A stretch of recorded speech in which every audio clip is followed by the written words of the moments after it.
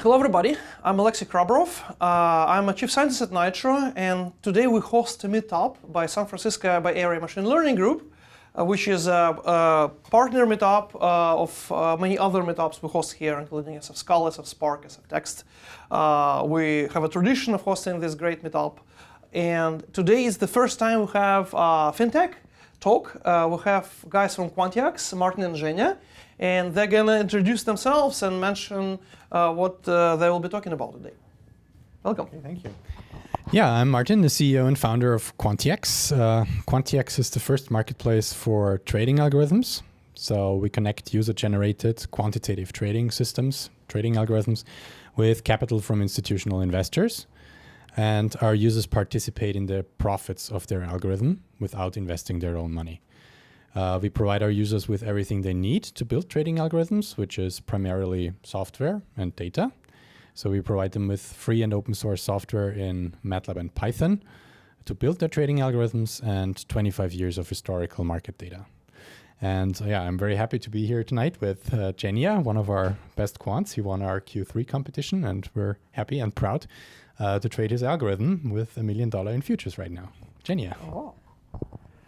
Yes, I'm Zhenya Mozgunov, and I'm an idealized client and user of the Quantics platform because I actually won, but some of my friends also won, so it's not that uncommon to win with their platform. I'm a grad student at Caltech, and my primary job is doing science, and this is what I'm going to do for the future, and finance is just something that supports my passion for science. This sounds really exciting. So basically, you guys are really harnessing multiple things happening in the internet. You happen the basically supply of data. You harness the platforms and kind of crowdsourcing. Can you tell us what's the history of this? How did this come together?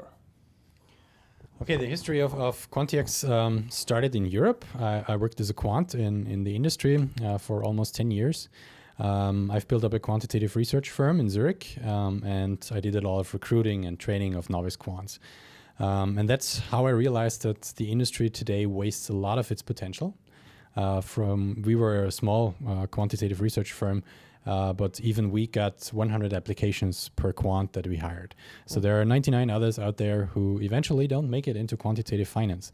And yeah, they are still capable, and we want to empower them with Quantics. So that's how I got the idea to found this company, to empower the 99 others who don't make it into quantitative finance. Interesting. How did you find Zhenya?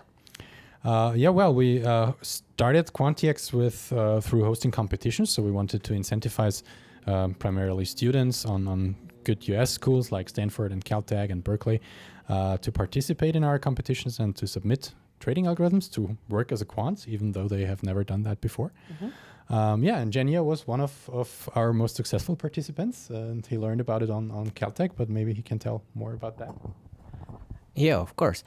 So Caltech has quite an interesting kind of story of victories with Quantics, because I actually learned about it because a Caltech graduate student a few years older than me was able to win the previous competition, and that actually sounded really amazing at the time. So I contacted that person and was reassured that this is not a scam of any sort, and there's actual money that that person would receive after her algorithm been traded.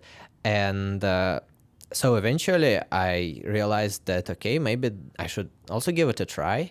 And then it kind of went on as a chain reaction. So other people learned about my success, and actually one of the students that worked with me started trading, and many of the people in CS started trading with Quantics, so started writing algorithms for that platform, and we share ideas. It's really amazing. And but even if in words we have the same idea, when we actually go and write algorithms, they have directly opposite performances. So the implementation is really key, and this is what we keep to ourselves. Zhenya, I'll ask you maybe to follow up. So what kind of knowledge, can you tell us first of all about your science, your primary area, and what kind of knowledge do you need to write trading algorithms?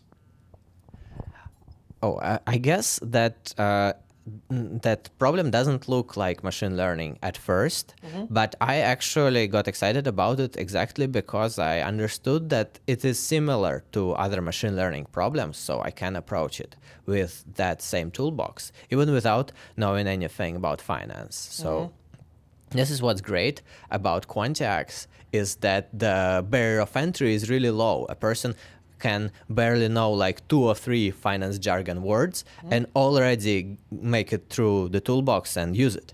On the other hand, if you actually do know something about the technical or the fundamental trading, or you have had experience as an intern, say, in a hedge fund or a finance company or a bank, that experience may also help you to write algorithms. Just those will be a different kind of algorithms than a machine learning person will write. So I will ask you, I mean, a lot of traders are high-frequency traders, and like there is a lot of books and media, press about how they're fighting for every millisecond of latency. So are you in that space? Can you tell me about the kind of, how do you compare to these guys? How can you compete against these, giant entities? Yeah, we're absolutely not in the high frequency trading space. We work with relatively low frequency data. In our case, it's end of day data. And we work with futures. These are the most scalable, most liquid markets worldwide.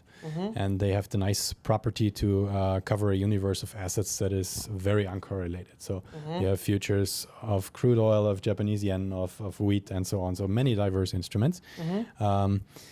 And we work with low frequency data for reasons of scalability of the strategies. We want our institutional investors to be able to manage multiple millions with every strategy on our platform. That's why we need markets that can handle such a volume. And the second reason is, since we are a crowdsourced platform, we also have to protect, of course, our institutional investors against any malicious practices that could be applied from people who actually know the code of the algorithms that we trade. So we have the problem that somebody develops an algorithm and we trade it, and we trade it for an institutional investor with a lot of capital. So somebody could use that knowledge and arbitrage or front run the investor. Right. So in order to protect the investors from that, we also work with daily market data, because this way we have a certain discretion over when we actually execute the trade. So we get a signal from the trading algorithm, but when within the session we execute it is unknown to the quant who developed the strategy, and this way we can protect the investors. Got it. Well, this is very, very interesting. How do you convince institutional investors that they can trust your platform? We give them much more information than quantitative hedge funds normally would.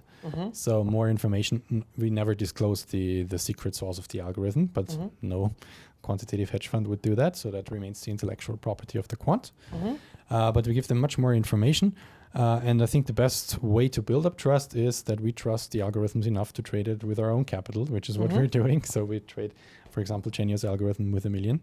And that shows institutional investors that it actually works. So this way we build up a live track record. We show them that the simulation matches the live results and that it actually works. Interesting. So, Zhenya, I will kind of follow up on this amount. Like Martin mentioned, you're trading $1 million worth through algorithm. How do you feel about this? I mean, how did you progress? Did you build up? Did you first start trading in the thousands? What was the progression? Oh, well, I'm certainly not feeling like a millionaire.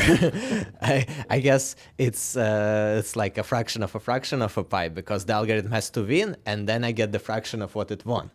So when it comes down to me, it's actually not that much. However, it's still comparable with what I get from any other part-time job, which is amazing.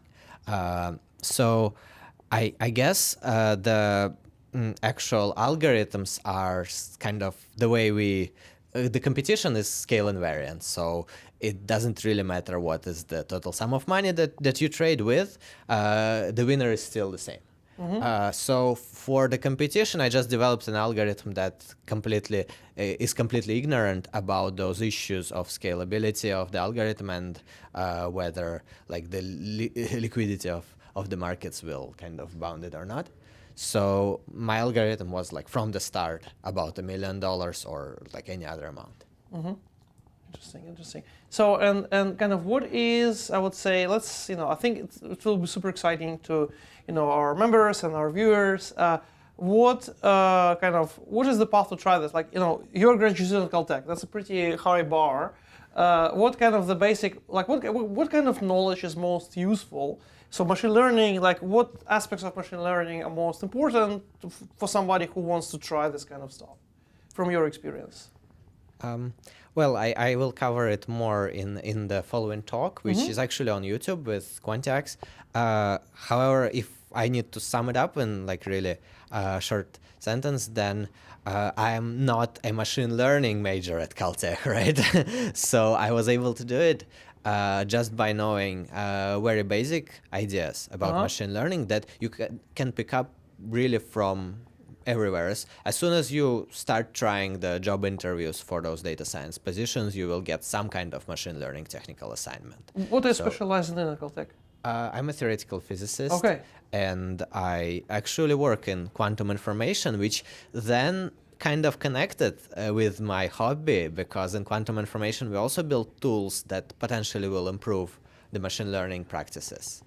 But so far, I can't say that I did any quantum machine learning, even though, like, for fun, maybe somebody named their algorithm this way.